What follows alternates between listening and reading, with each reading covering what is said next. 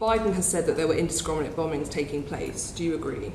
As I've been very clear, too many innocent civilians have died, and so we've therefore been very... you agree that the targeting is indiscriminate. Therefore, if too many civilians have died, I'm not privy to the precise targeting, but what I can say is clear that too many innocent people have died in this conflict. But you will have received advice from government lawyers and submissions. Have any of those submissions or any advice you've received from lawyers or anyone within Number 10 suggested that international humanitarian law is being broken? No, again, the government never comments on the legal advice it receives. So forgive me though. What we will always do. But forgive me, Prime Minister, your current Foreign Secretary, when he was Prime Minister, was quite happy to state when he felt that international humanitarian law was being broken in Syria. Equally, James Cleverly's Foreign Secretary was happy to say that war crimes are taking place in Ukraine.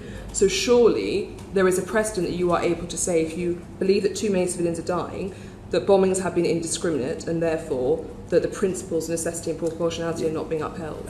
You're putting words in my mouth. Others may have said that. No, your exact words were too many civilians are dying. You've just repeated it here as well. Yes, and now too many civilians are dying.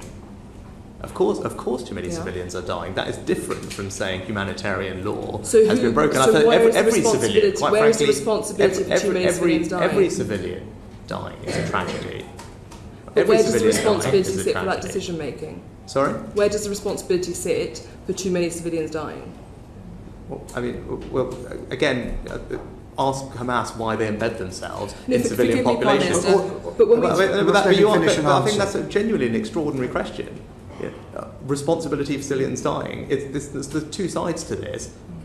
Israel is trying to defend itself. If the terrorist organisation which is perpetrating these attacks is deliberately embedding itself inside civilian populations, then they have to accept responsibility for that. But I think Israel is rightly should take every precaution to avoid harming civilians, but that will be very difficult if the precise organisation which has caused untold suffering to the Israeli people is hiding amongst civilians, knowingly doing so, knowingly putting them in harm's way.